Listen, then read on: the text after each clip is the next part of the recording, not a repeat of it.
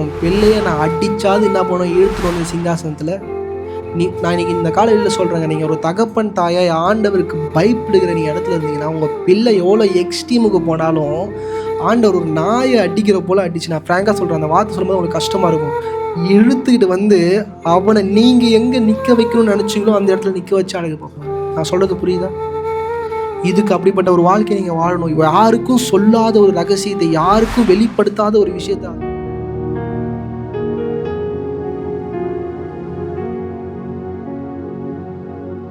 இந்த சங்கீத பகுதி யாருக்குரியது, யாருக்காக எழுதப்பட்டது என்று நீங்கள் பார்த்தீங்கன்னா, இந்த 45வது சங்கீதத்தை நீங்கள் நல்லா உட்கொண்டு நீங்கள் பார்த்தீங்கன்னா, சில நபர்கள் இது சாலமோனுக்குரிய ஒரு சங்கீதம், சில பேர் இயேசு கிறிஸ்துக்குரிய சங்கீதம், சில பேர் இது தாவீதுக்குரிய சங்கீதம் என்று கூறுவது உண்டு. ஏன் இது சாலமோனுக்குரிய சங்கீதம் என்று சொல்கிறாங்கன்னு பார்த்தீங்கன்னா, ஹஸ்பண்ட் அண்ட் ஒய்ஃப், கணவன் மனைவி என்கிற காரியத்தை பற்றி அதில் இருப்பதனால எல்லாரும் என்ன நினைக்கிறாங்க, இது சாலமோனுக்குரிய ஒரு காரியம் நினைக்கிறாங்க. இன்றைக்கும் கூட இது தாவீதுக்குரியதான ஒரு சங்கீத பகுதி. இந்த சங்கீத பகுதி ஒரு சாதாரண சங்கீத பகுதி இல்லை, இது அன்யூஷுவல். நார்மலான சங்கீத பகுதிக்கும் இந்த சங்கீத பகுதிக்கும் வித்தியாசங்கள் நிறையா உள்ளது. இதை நீங்கள் ஆராய்ந்து படிப்பீர்களானால் தேவனாகிய கர்த்தர் அநேக காரியங்களை எப்படி பயன்படுத்துகிறார் என்பதை நம்ம என்ன பண்ண முடியும், புரிந்து கொள்ள முடியும். ஏன் இது தாவீதுக்குரிய சங்கீதம் என்று சொல்லுகிறான்னா, தலைப்பை யாராச்சும் ஒருவர் சத்தமாய் வாசி. சங்கீதம் 45ஓட தலைப்பு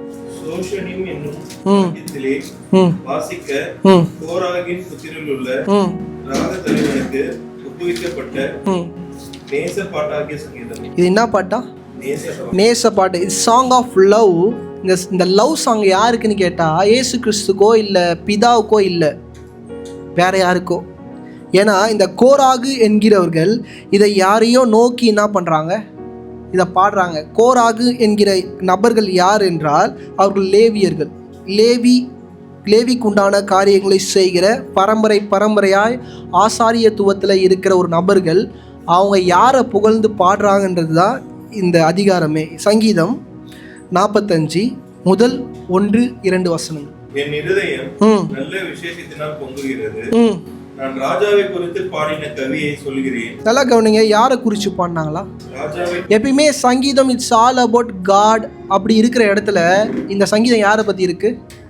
ராஜாவை பற்றி இருக்குது. இஸ்ரவேலை ஆளுகிற ராஜாவை குறித்ததான சங்கீதம். இது கடவுளை பற்றியதானது அல்ல, இல்லை ஒரு வேறு ஏதோ சம்பந்தப்பட்ட ஒரு காரியம் இல்லை. டைரக்டாக இது ராஜாவை குறித்து பாடுகிற ஒரு சங்கீதம். வாசிக்கின்றது. என் நாவு விரைவாய் எழுதுகிறவனுடைய எழுத்தாணி, எல்லா மனுஷ புத்திரரிலும் எல்லா மனு புத்திரரிலும் நீர் மகா சௌந்தரியம் உள்ளவர். உம்முடைய உதடுகளில் அருள் பொழிகிறது. ஆகியால் தேவன் உம்மை என்றென்றைக்கும் ஆசீர்வதிக்கிறார். இன்னைக்கு இந்த கோராகு என்கிற ஒரு கோத்திரம் முழுவதுமாய் யாரை உயர்த்துதுன்னா, ராஜாவை என்ன பண்ணுது, உயர்த்துது. ஏதோ ஒரு தனிப்பட்ட ஒரு நபர் நீர் நல்லவர், நீ நல்லவர், புகழத்தக்கவர்னு சொல்லல.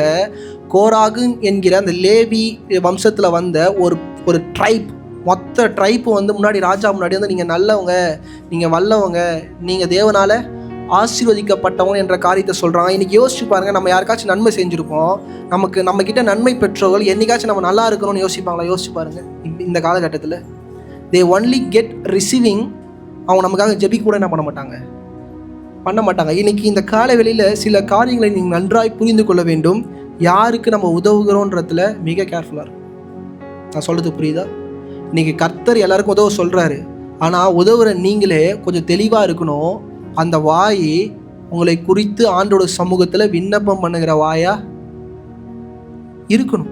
இதை நீங்கள் இந்த ப்ராசஸ் நீங்கள் போக இந்த ஒரு விஷயம் தாவீதோட வாழ்க்கையை எந்த அளவுக்கு மாற்றுச்சுன்றத நான் சொல்லும் போது உங்களுக்கு என்ன பண்ணும், புரியப்படும்.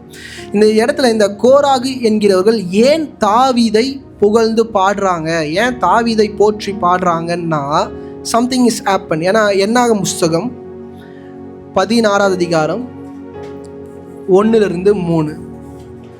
லேவிக்கு பிறந்த கோகாத்தின் குமாரனாகிய இத்சேயாரின் மகன் கோராகு என்பவன். நல்லா கவனிங்க, இந்த கோராகு என்கிறவங்களோட இந்த ஸ்டார்டிங், இந்த பிகினிங் விஷயம் மோசேவோட நடந்த சில காரியங்களை இந்த இடத்துல நம்ம பார்க்க போறோம். படிங்க. கோராகு என்பவன் ரூபன் வம்சத்தில் உள்ள எலியாவின் குமாரராகிய தாத்தானையும் ம் அபிராமையும் ம் பெலேத்தின் குமாரனாகிய ம் ஓனாயும் கூட்டிக் கொண்டு ம் இஸ்ரவேல் புத்திரரில் சபைக்கு தலைவர்களும் ம் சங்கத்துக்கு அழைக்கப்பட்டவர்களும் ம் பிரபலமானவர்களாகிய 250 பேர்களோடும் ம் கூட மோசேக்கு முன்பாக எழும்பி. நல்லா கவனிங்க, மோசேக்கு விரோதமா இவங்க என்ன பண்றாங்க, எழும்புறாங்க. இந்த கோகாத், இந்த கோராக், இவங்களுக்கு யாரோட பிரச்சனைனா மோசேவோட ஆரோனோட பிரச்சனை. இதை இந்த பைபிள் படிக்கும்போது எல்லாருமே என்ன நினைச்சிடறாங்க, இது ஒரு ஆசாரியனுக்கும் லேவியனுக்கும் உள்ள பிரச்சனை நினைக்கிறாங்க. இது குடும்ப பிரச்சனை. இது என்ன பிரச்சனை? குடும்ப பிரச்சனை. ஏன்னா எங்களையும் தான் ஆண்டவர் அழைச்சாரு, இவனுங்க மட்டும் என்ன சூப்பர்ஃபிஷியலா, இவங்க கிட்ட கூட தான் ஆண்டவர் பேசுவாரா, என் கூடயும் என்ன பண்ணுவாரு ஆண்டவர் பேசுவாரான்ற இந்த கிளைம்ல நீங்கள் நல்லா கவனிச்சிங்கன்னா, it's not about a priest, normal priest கிடையாது. குடும்பத்துக்குள்ளே சண்டை, அண்ணன் பசங்களுக்கும் பெரியப்பா பசங்களுக்கும் என்னது சண்டை. இப்போ எப்படி இவங்க வந்து நிற்கிறானுங்கன்னா, மோசேயோட சண்டைன்னும் போது இவங்க தனிப்பட்ட முறையில் பேசலை. இந்த கோராகுன்றவங்க என்ன பண்ணுறாங்க, கூட்டத்தை கூப்பிட்றாங்க, கூட நிறைய பேரை சேர்த்துக்கிறாங்க, வா சண்டைக்கு போகலாம். அதில் வார்த்தை அழகாக சொல்லுது, ஃபேமஸான பீப்புள் என்ன பண்ணுறாங்களா, இஸ்ரவேலில் அவங்களோட வாய்ஸ் டம்மியாக இருக்குது, கூட என்ன வாய்ஸ் ஆட் பண்ணுறாங்க, பவர்ஃபுல் வாய்ஸ் ஆட் பண்ணி யாருக்கு விரோதமாக போய் நிற்கிறாங்க. படிங்க பிரதர். மோசேக்கும் ஆரோனுக்கும் விரோதமாக கூட்டம் கூடி அவர்களை நோக்கி, நீங்கள் மிஞ்சி போகிறீர்கள், சபையர் எல்லாரும் பரிசுத்தமானவர்கள், கர்த்தர் அவர்கள் நடுவில் இருக்கிறாரே, இப்படி இருக்க கர்த்தருடைய சபைக்கு மேலாக உங்களை ஏன் உயர்த்துகிறீர்கள் என்றார்கள். இப்ப வந்து பாத்தீங்கன்னா புதிய ஏற்பாடோட வெளிச்சத்தை அவங்க என்ன பண்றாங்க, வெளிப்படுத்துறாங்க. எல்லாரும் சாரி சமம், இவனுக்கு மட்டும் என்ன பெரிய ஆளா. நல்லா பாருங்க, அவங்க பேசுற காரியம்லாம் என்னது சரி, ஆனா அவங்க பண்ண ஃபார்முலா தான் என்னது தப்பு. அவன் பேசின தாட் ப்ராசஸ்லாம் சரி, ஆனா அவன் பண்ண விதத்துல என்ன பண்ணிட்டான், தப்பு பண்ணிட்டான். கூட்டத்தை என்ன பண்ணிட்டான், கூட்டிட்டான். இந்த அதிகாரத்தை நீங்க நல்லா நீங்க படிப்பீங்கன்னா சில விஷயங்கள் புரியும். நான் பாலும் தேனும் ஓடுகிற தேசத்துக்கு நான் வரலன்னுலாம் சொல்லுவானுங்க. அவங்க பிரச்சனை வேற, ஆனால் அந்த பிரச்சனைக்கு சம்மந்தமே இல்லாமல் ஆண்டவர் எந்த இடத்துக்கு வாக்கு பண்ணினாரோ அந்த இடத்துக்கு நாங்கள் என்ன பண்ண மாட்டோம், இதோட வரமாட்டோம், எங்களுக்கு தேவையில்லை. இன்னைக்கு ஒரு பிரச்சனை ஆரம்பிக்கும், இப்படி தான் ஆரம்பிக்கும்.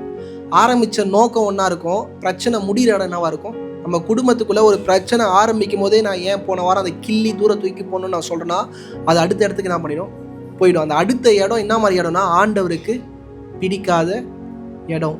இன்னைக்கு குறை சொல்றதுல பிரச்சனை இல்லை, ஒருத்தன் தப்பு பண்ணிட்டான்னு சொல்றதுல பிரச்சனை இல்லை. அந்த பிரச்சனையை ஆரம்பிக்கும் போது அடுத்த கட்டத்தில் போய் எல்லாமே என்ன பண்றோம், தப்பா காரியங்களை என்ன பண்றோம், செஞ்சிருவோம்.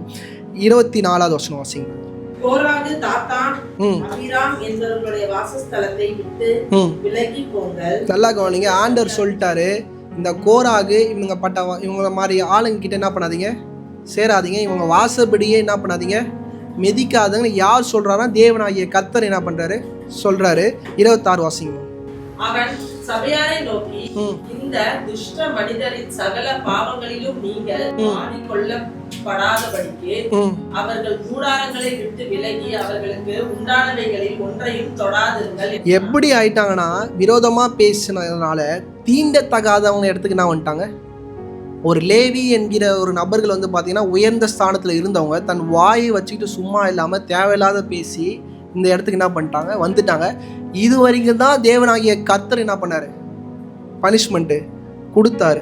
30, 31, 32 வாசிங்க. கர்த்தர் ஒரு புதிய காரியத்தை செய்வதால் பூமி தன் வாயை திறந்து இவர்கள் உயிரோட பாதாளத்தில் இருக்கத்தக்கதாக இவர்களையும் இவர்களுக்கு உண்டான யாவையும் விலக்கி போட்டதேயானால் இந்த மனிதர் கர்த்தரை அவமதித்தார்கள் என்பதை அறிந்து கொள்வீர்கள் என்றார். இது மோசே சொல்றார், இது ஆண்டவர் என்ன பண்ணல சொல்லல. ஆண்டவர் கொடுத்த பனிஷ்மெண்ட் தீண்டத்தகாதவங்க இவங்க கூட என்ன பண்ணாதீங்க, சேராதீங்க. இவர் ஒரு ஸ்டெப் எக்ஸ்ட்ரா போய் மோசே கோவத்தில் பட்டு இவனுங்களை இந்த மாதிரி ஒரு சாவு வந்துச்சுன்னா இவங்க ஆண்டவர் விரோதமாக என்ன பண்ணிட்டாங்க, பேசிட்டாங்க. இந்த சாவை ஆண்டவர் என்ன பண்ணல சொல்ல. ஆனால் மோசே சொன்னதுனால அந்த தேவனாகிய கர்த்தர் என்ன பண்ணாரு, நல்லா புரிஞ்சுக்கணும். ஆண்டவரோட எண்ணெய் அடிச்சு விட்டுட்டாரு, அவனை சேர்க்காதீங்க, அவங்க தீண்டத்தக்காதவங்க, அவன் துஷ்டம் இருக்கும்னு சொல்லி அதோட நிறுத்திட்டாரு. ஆனால் அந்த எமோஷன் ஆஃப் மோசே என்ன பண்ணார், ஒரு கட்டம் இறங்கி போய் சபிக்கிறார். யாரை சபிக்கிறாருன்னா, முன்னாடி நின்ன தன்னோட குடும்பத்தார்களை என்ன பண்ணுறாரு, நல்லா கவனிச்சுக்கோங்க. It's not about Levi, it's about family. நல்லா புரிஞ்சுக்கோங்க. குடும்ப உறவுக்குள்ளே மாற்றி சாபத்தை விட்டுக்காதீங்க. நான் ஏன் அடிக்கடி சொல்கிறேன்னா, இதுதான் ரீசன். கணவன் மனைவி அம்மா பிள்ளை இந்த மாதிரி உறவுக்குள்ளே தேவையில்லாத விஷயம் போய் சாவு. எங்கனாச்சு என்னது டக்குன்னு பேரண்ட்ஸ் பார்த்தீங்கன்னா குழந்தைய பார்த்தீங்கன்னா சொல்கிறாங்க போய் சாவு. இந்த மாதிரி வார்த்தையெல்லாம் தேவனாகிய கர்த்தர் டக்குன்னு அங்கீகரித்து என்ன பண்ணுவார், கையெழுத்து போட்டு உங்கள் கையில் கொடுத்துருவார். கணவனை பார்த்து மனைவியை பார்த்து இப்படிப்பட்ட வார்த்தைகள் உங்கள் நாவில் இருந்து நீங்கள் என்ன பண்ணக்கூடாது, சொல்லவே கூடாது. படிங்க பிரதர். அவன் இந்த வார்த்தைகள் எல்லாம் சொல்லி முடித்த உடனே அவர்கள் நின்றிருந்த நிலம் பிளந்தது. பூமி தன் வாயை திறந்து அவர்களையும் அவர்கள் வீடுகளையும் கேருக்குரிய எல்லா மனிதரையும் அவர்களுக்கு உண்டான சகல பொருட்களையும் விலக்கி போட்டது. அவர்கள் தங்களுக்கு உண்டானவர்களை எல்லாவற்றோடும் உயிரோட பாதாளத்தில் இறங்கினார்கள். எல்லாருமே என்ன பண்ணிட்டாங்க, பாதாளத்தில் இறங்கிட்டாங்க. இந்த பாதாளத்தில் இறங்கினவங்க மோசேக்கு விரோதமாக ஆரோனுக்கு விரோதமாக பேசினாங்க. ஆனால் ஆண்டவர் ஒரு சாபம் கொடுத்தாரு, இவங்க தீண்ட தகாதவங்க, இவங்களை என்ன பண்ணக்கூடாது, தொடக்கூடாது. இவங்க லேவி கோத்திரத்தில் வந்த ஒரு ட்ரைப்பாக இருந்தாலும் இவங்க திருப்பி இந்த ஸ்தானத்துக்கு என்ன பண்ணக்கூடாது, வரக்கூடாது என்கிற ஒரு சாபத்தை இயேசு கிறிஸ்து மூலிமா என்ன பண்ணிட்டாங்க, பெற்றுக்கொள்ட்டாங்க. ஆனால் பெற்றுக்கொண்டவங்க தான் சங்கீதம் 45:1 வாசிங்களேன். என் இருதயம் நல்ல விசேஷத்தினால் பொங்குகிறது. அவங்க என்ன சொல்கிறாங்க, எடுத்தோடனே வசனம், என் இருதயம் நல்ல விசேஷத்தினால என்ன பண்ணுது. கோராகுன்றவங்க இஸ்ரவேலுக்குள்ளே சபிக்கப்பட்டு ஒதுக்கப்பட்டவங்க, அவங்க இருதயம் எப்படி இருக்கா. அப்போ அவங்க வாழ்க்கையில் ஏதோ ஒன்று நடந்திருக்கு. அவங்க வாழ்க்கையில் என்ன நடந்திருக்கு, ஒரு ஹாப்பியஸ்டான ஒரு மொமெண்டம் நடந்திருக்கு. அந்த மொமெண்டமில் யார் அவங்க உயர்த்துறாங்கன்னா கர்த்தரை உயர்த்தலை. நல்லா கவனிங்க, கர்த்தரை உயர்த்தலை. யாரை உயர்த்துறாங்க, தாவீதை உயர்த்துறாங்க, இஸ்ரவேலோட ராஜா உயர்த்துறாங்க. இன்றைக்கி நீங்கள் அநேகர் காரியங்கள் நீங்கள் செய்கிறீங்க, அநேகருக்கு நல்லது செய்கிறீங்க, அந்த இருதயம் எப்படி இருக்குது நல்லா யோசிச்சு பாருங்கள். அவன் இருதயம் மட்டும், இவன் மட்டும் நல்லா இருக்கிறான், இவன் மட்டும் வசதியாக இருக்கிறான், அந்த இருதயம் நினச்சா நீங்கள் எந்த மாதிரி இருதயத்துக்கு உதவி பண்ணுறீங்க. நான் சொல்கிறது புரியுதா? நம்மக்கிட்டே வாங்குவாங்க, பின்னாடி போய் என்ன பேசுவாங்க, நம்மளை பற்றி தப்பாக பேசுவாங்க, நம்ம குடும்பம் பேக்ரவுண்டாக இழிவாக பேசுவாங்க. ஆனால் இப்படி வந்து என்ன பண்ணுவாங்க. இப்போ ஆண்டவர் எதை கேட்பார்னு நீங்கள் நினைக்கிறீங்க? இன்னைக்கு நீங்கள் உதவுகிற மனிதர்களுடைய நாவை தேவனாகிய கர்த்தர் பார்க்குறாருங்க. அந்த நாவிலேருந்து சில விலையேற பெற்ற ஆசீர்வாதங்கள் இருக்குன்றத சபை மறந்துடாதீங்க. நீங்கள் நினைக்கிறீங்க தாவீதோட வாழ்க்கையை மாற்றி போட்ட இடம் இந்த இடம், இந்த சங்கீதம். இதை நீங்கள் படிக்க படிக்க உங்களுக்கே புரியும், ஆண்டவர் எப்படி ஒரு மனுஷன்கிட்ட இடைப்படுகிறார், எப்படி ஒரு மனுஷனை ஆசீர்வதிக்கிறார், எப்படி ஒரு மனுஷனை என்ன பண்ணுறாரு, உயர்த்துறாருன்றது புரியும். இன்றைக்கி நல்லா பாருங்கள், நன்மை பெற்றவர்கள் யாரை புகழ்ந்து பாடுறாங்கன்னா தாவீதை புகழ்ந்து பாடுறாங்க. இந்த காலை வேளையில் ஒரு ஜாலியான ஒரு புக்கு படித்தேன். ஹஸ்பண்ட் அண்ட் ஒய்ஃப் வந்து பரலோகம் போகிறாங்க. 50% நல்லது பண்ணிட்டாங்க, 50% கெட்டது பண்ணிட்டாங்க. இப்போ அப்போஸ்தலனாகிய பவுல் வந்து தலை சொரிஞ்சு நிற்கிறாராம், இவங்களை பரலோகம் அனுப்பலாமா, ஜாலியாக ஜோக், இதெல்லாம் உண்மை கதை கிடையாது, பரலோகம் அனுப்பலாமா நரகத்துக்கு அனுப்பலாமான்னு சொல்லிட்டு. ஏன்னா ஆண்டவர் சொல்லிட்டாரு, 12 சீசர்கள் தான் என்ன பண்ணுவாங்க, நியாயம் தீர்ப்பாங்க. ஆண்டவர் என்ன பண்ண மாட்டார், நியாயம் தீர்க்க மாட்டார். 12 சீசர்கள் தான் நியாயம் தீர்ப்பாங்க. இப்போ அப்போஸ்தலனாகிய பவுல் வேதத்தையே கரைச்சி குடிச்சவருக்கு என்ன பிரச்சனைனா, இவங்கன்னா 50-50 இருக்கிறாங்க, இவங்க என்ன பண்ணது, உள்ளே விடவே முடியலன்னு என்ன பண்ணுறது எல்லாம் யோசிக்கும் போது ஒரே வழி பேதுரு தான் என்ன பண்ணணும், கூப்பிடணுன்னாங்க. உடனே என்ன பண்ணாலும் பேதுரு கூட்டுக்கிறாங்க. பேதுரு வந்த ஃப்ளோவில் ஒரே விஷயம் சொன்னாராம், அவன் பரலோகம் போனோன்னா அவன் பொண்டாட்டியை கேளு, இல்லை இவன் பரலோகம் போனோன்னா புருஷனை கேளு, இவங்க 2 பேரும் நல்ல தீர்ப்பு என்ன பண்ணுவாங்க சொல்லுவாங்க. புருஷன் அதே மாதிரி பவுல் கேட்டாரான், அவன் சரி கிடையாது, ரிஜெக்டட். புருஷனை மனைவி கிட்ட கேட்டாங்க, அவன் சரி கிடையாது. 2 பேரும் நடக்குது என்ன பண்ணுறாரா. நான் எப்படி ஜாலியாக சொல்கிறேன்னா, நம்மளை என்ன பண்ணிக்கிறோம், மாற்றி அழிச்சிக்கிறோம். இதை ஏன் நான் இதை சொல்கிறேன்னா, பிசாசு இங்கே ரொம்ப பயங்கரமாக என்ன பண்ணுறான், ஓவர்ஃப்ளோ பண்ணுறான். ஆனால் இந்த இடத்த நீங்கள் பேசும்போது நீங்கள் நல்லா புரிஞ்சுப்பீங்க, நம்மளோட வாழ்க்கையில் நம்மளை சுற்றி இருக்கிறவர்கள் நம்மளை குறித்து என்ன பேசுகிறார்கள்ன்றது மிக மிக அவசியம். நீங்கள் சொல்லலாம், பாஸ்டர் நான் நல்லவன், என்னது நான் சரியாக இருக்கிறேன், என் ஓட்டம் என்னது சரியாக இருக்குது, நான் கரெக்டாக இருக்கிறேன். ஆனால் என்னை சுற்றி இருக்கிறவங்களாம் வேறு ஏதோ பேசுகிறாங்க. நான் என்ன சொல்கிறேன், 2வது சர்க்கிளை விட்டுருங்க. உங்கள் குடும்பத்துக்கு வெளியே ஒரு ஃபென்சிங் இருக்கும், அந்த வாய் எப்போ பார்த்தாலும் உங்களை பற்றி என்ன பண்ணும், அப்பா தான் பேசிட்டு இருக்கும். உங்கள் கணவன் பேசுகிறது, உங்கள் மனைவி பேசுகிறது, உங்கள் அம்மா பேசுகிறது, உங்கள் அப்பா பேசுறதுலாம் கொஞ்சமாவது என்ன பண்ணுங்கள், லிசன் பண்ணுங்கள். அந்த வாய் அப்படி பேச என்ன பண்ணாதீங்க, விடாதீங்க. என்ன தான் பண்ணால் என்ன தான் அந்த வாய் மாறுன்றத கொஞ்சமாவது என்ன பண்ணுங்கள், கன்சிடர் பண்ணுங்கள். நீங்கள் இதை கன்சிடர் பண்ணாமல் உங்கள் லைஃப்பை நான் உண்டு, நான் ரைட்டாக இருக்கிறேன்னு போனால் you are going to lose the blessings. நான் சொல்லும் போது உங்களுக்கு அழகாக புரியும். இன்றைக்கி இந்த தாவீதோட வாழ்க்கையில் தாவீது ஒரு ஓட்டத்தை நோக்கி ஓடுறான். எதனா உடன்படிக்கை பெட்டியை தூக்கிட்டு வந்து தாவீதின் நகரத்தில் என்ன பண்ணணும், வைக்கணும். அவனோட இருதயம் எல்லாம் ஆண்டவருக்கு எதாச்சும் என்ன பண்ணிடணும், செஞ்சிடணும். இந்த இருதயம் யாருக்கு இல்லைன்னா சாமுவேலுக்கே இல்லை. சாமுவேல் இஸ்ரவேல்லே மிகப்பெரிய ஒரு தீர்க்கதரிசி, ராஜாக்களுக்கு முன்னாடிலாம் வந்த ஒரு மனுஷன். அவன் இருக்கும் போது ஆசாரிப்பு கூடாரத்துக்குள்ள என்ன இருந்துச்சு, உடன்படிக்கை பெட்டி இருந்துச்சு. அதை யார் இழக்கிறா, சவுல் ராஜா என்ன பண்ணுறாரு, இழக்கிறாரு. சவுல் ராஜா சாவுற வரைக்கும் சரி, சாமுவேல் சாவுற வரைக்கும் சரி, உடன்படிக்கை பெட்டியை பற்றி ரவ கூட யோசிக்காத ஒரு நபர் யார், சாமுவேல். ராஜா தான் சரியில்லை, சாமுவேல் சரியான ஒரு ஆள் தானே, ஆண்டரை பற்றி என்ன பண்ணல, ஆண்டவர்கிட்ட பேசுகிறாரு, ஆண்டவர்கிட்ட உறவாடுறாரு. இன்றைக்கி அநேக நேரம் நீங்களும் நானும் அப்படிப்பட்ட காரியத்தில் தான் என்ன பண்ணுறோம், இருக்கிறோம். இன்றைக்கி ஆண்டவரை உண்மையாய் தேடும் போது நம்மளுடைய ஆசீர்வாதம் எங்கே தடைப்படுவதை என்பதை தேவனாகிய கர்த்தர் உங்களுக்கு என்ன பண்ணுவார், வெளிப்படுத்துவார். Samuel was failure. என் ஒய்ஃபை சொன்னாலே திட்டுவா, நீங்கள் யாரை தான் விட்டு வைப்பீங்க, யாரை தான் விட்டு வைப்பீங்க. Really Samuel literally failure. ஏன்னா யோசுவா சொல்கிறான், நானும் என் வீட்டாருமா கர்த்தரை. சாமுவேலை சொல்ல முடியாது. நான் சொல்கிறது புரியுதா இருக்காச்சு? சாமுவேலால் இந்த வார்த்தையை சொல்ல முடியாது. ஏன்னா அவங்க பிள்ளைகள் என்ன கிடையாது, சரி கிடையாது. இன்னைக்கு தாவீது இப்படிப்பட்ட ஓட்டத்தை ஓட்டி கொண்டு இருக்கும்போது உங்களுக்கு நல்லா தெரியும், ஒரு மரணம் தாவீதோட வாழ்க்கையை மொத்தமாக மாறிடுச்சு. இன்றைக்கி ஒரு பெயின்ஃபுல் சுச்சுவேஷனுக்குள்ளே நீங்கள் கடந்து போகிறீங்க. உங்கள் வாழ்க்கை நீங்கள் நினச்சது மாதிரி இல்லை, ஏதோ தப்பாக நடக்குது, வலி நிறைந்ததாக இருக்குதுன்னா நீங்கள் அமர்ந்து யோசிக்க வேண்டிய இடத்துல நீங்கள் இருப்பீர்கள். ஆனால் தான் கர்த்தர் உங்களோட என்ன பண்ணுவார், பேசுவார். நீங்கள் அநேக நேரம் உங்களோட வார்த்தையை ஆசாரியோட வாயில் தேடுறீங்க. அதுக்கும் மேலே நம்மளோட வாழ்க்கை வேறு இடத்துக்கு வந்துட்டோம். நம்ம இன்னும் ஆசாரி நமக்கு போதிக்கிறதுலேருந்து நம்ம சத்திய வசனங்களை தேடுறோம். It's fine, okay, that is surface level. நம்ம அடுத்த லெவலுக்கு என்ன பண்ணிட்டோம், வாழ்ந்துட்டோம். நம்ம வாழ்க்கையில் நடக்கிற சுச்சுவேஷனை படிக்க வேண்டியது மிக மிக அவசியம். இப்போ ரட்சிக்கப்பட்ட பிள்ளைகள் அதை நம்ம என்ன பண்ண மாட்டோம், பண்ணவே மாட்டோம். 2 சாமுவேல் 6ஆம் அதிகாரம் 6-7. அவர்கள் நாகோனின் களம் இருக்கிற இடத்துக்கு வந்தபோது மாடுகள் திரண்டு பெட்டியை அசைத்தபடியினால் மூசா தேவனுடைய பெட்டிகளின் இடமாய் தன் கையை நீட்டி அதை பிடித்தான். அப்பொழுது கர்த்தருக்கு மூசாவின் மேல் கோபம் மூண்டது. அவருடைய பிணிவி நிமித்தம் தேவன் அங்கே அவனை அடித்தார். தேவன் என்ன பண்ணிட்டாரா, அடிச்சிட்டாரு. ஒரு மரணம் ஏற்பட்டுருச்சு. அந்த மரணத்திற்கு பாத்திரனான ஒரு நபர் யாரு, லேவி. இப்ப 8வது வசனம் வாசிக்குமா. அப்பொழுது கர்த்தர் மூசாவை அடித்தது நிமித்தம் தாவீது விசனப்பட்டு. தாவீது என்ன பண்ணானா, ஒரு மரணம் நடந்துச்சு, அவன் என்ன பண்றான், ஃபர்ஸ்ட் விசனப்படுறான். இன்னைக்கு நம்ம வாழ்க்கையில் அநேக போராட்டங்கள் இருக்கு, நம்ம என்ன பண்ண மாட்டோம், விசனமே பார்த்துக்கலாம். அது ஆண்டவர் எப்படி இருந்தாலும் நல்ல ஈவன் நமக்கு என்ன பண்றாரு, செஞ்சிருவார். தாவீது விசனப்படுறான். 9வது வசனம் வாசிக்குமா.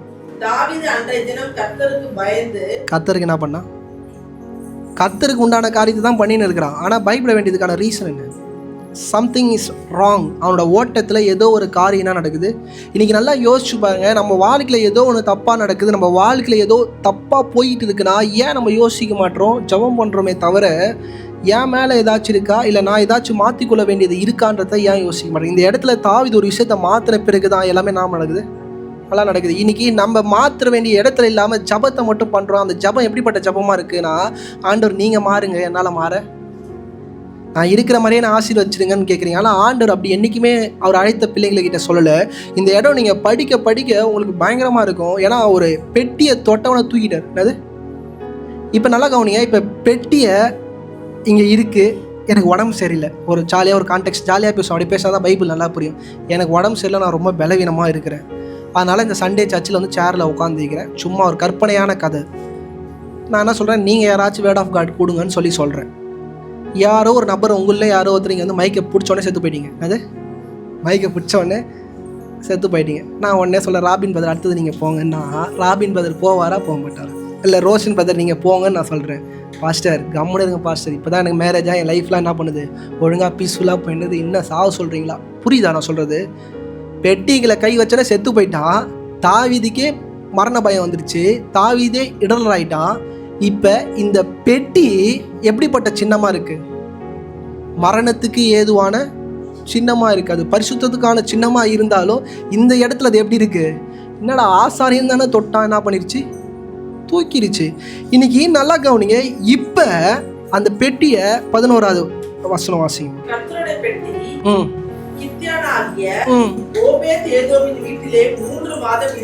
நல்லா கவனிங்க. அவன் வீட்டில் 3 மாதம் இருந்துச்சு, அதெல்லாம் விட்டுருவோம். அந்த வீட்டுக்கு எப்படி போச்சு யாராச்சும் யோசிச்சிங்களா? நான் தான் சொன்னேன், ஒருத்தன் கை வச்சா செத்து போயிட்டான், எப்படி உங்கள் வீட்டுக்குள்ளே விடுவீங்க? உடன்படிக்கை பெட்டியை தொட்டவன் செத்துட்டான், உங்கள் வீட்டில் நீங்கள் எப்படி உடன்படிக்கை பெட்டியை அலோவ் பண்ணுவீங்க? இந்த இடம் தான் தாவீதோட வாழ்க்கையை அசைச்சுது. தாவீதோட வாழ்க்கையை இந்த இடம் தான் அசைச்சுது. நான் ஏன் இதை நான் சொல்கிறேன்னா, இப்போ தாவீதுக்கு ஒரு பயம் வந்துருச்சு, பெட்டியை தொட்டா நம்ம காலின்னு சொல்லிட்டு அடிப்பட்ட இடத்துலையே விட்டுட்டான். ஆனால் அது ஒருத்தவங்க வீட்டுக்கு போயிட்டு அந்த வீட்டில் அது என்ன பண்ணுது, படிங்கம்மா. கர்த்தருடைய பெட்டி கித்தியனாகிய ஓபேதேதுவின் வீட்டிலே 3 மாதம் இருக்கையில் கர்த்தர் ஓபேதேதுவை அவன் வீட்டார் அனைவரையும் ஆசீர்வதித்தார். வீட்டார் அனைவரையும் என்ன பண்ணாரா, 3 மாதத்துக்கு முன்னாடி தான் ஒரு குடும்பத்தில் ஒரு ஆள் என்ன பண்ணிடுச்சு, ஆண்டவர் அடித்து சாவடிச்சிட்டாரு. ஆனால் ஒரு குடும்பத்தை என்ன பண்ணார், பயங்கரமாக ஆசீர்வதிக்கிறார். நீங்கள் இன்னும் வெளியே போய் படிச்சீங்கன்னா 6 தலைமுறை என்ன பண்ணுறாரு, ஓபத் ஏதமோட 6 தலைமுறை என்ன பண்ணுறாரு, ஆசீர்வதிக்கிறாரு. இப்போ தான் தாவீதுக்கு ஒரு விஷயம் புரியுது, ஏதோ என்கிட்ட என்ன இருக்குது, குறை இருக்குது. இன்றைக்கி இந்த இடத்துக்குள்ளே வர வேண்டியது தான் மிக மிக அவசியம். இங்கே நடந்த ஒரு விஷயம் மிகப்பெரிய ஒரு விஷயம். இதை நம்ம ஈஷுவலாக கேஷுவலாக தாண்டி போயிடுறோம். இப்போ உடன்படிக்கை பெட்டியை எப்படி தூக்கணுன்றதை தாவீது வேதத்தை படித்து என்ன பண்ணார், தெரிஞ்சுக்கிட்டேன். நான் இன்னொரு பிரசங்கம் பண்ணிக்கிறேன், உடன்படிக்கை பெட்டி இப்படி தான் தூக்கணும், அதை யாரும் தொடக்கூடாது. உடன்படிக்கை பெட்டியை கவர் பண்ணி தான் என்ன பண்ணணும், அதை இந்த ஆசாரிகள் தான் தூக்கணும், அதை யாரும் தொடக்கூடாது. உடன்படிக்கை பெட்டியை ரதத்து மேலே என்ன பண்ணக்கூடாது, ஏற்றக்கூடாது, மனுஷங்க தான் சுமக்கணுன்றது எல்லாத்தையும் பைபிள்லேருந்து படிச்சிட்டாரு. ஆனால் ஓபத் ஏதோம் என்கிறவனை அந்த உடன்படிக்கை பெட்டிக்கு முன்னாடி எப்படி நிற்க வச்சார்? நான் சொல்கிறது புரியுதா? இந்த குடும்பத்தில் இருந்த இந்த நபரை இவன் எப்பேற்பட்ட ஆள் நான் உங்களுக்கு சொல்கிறேன்.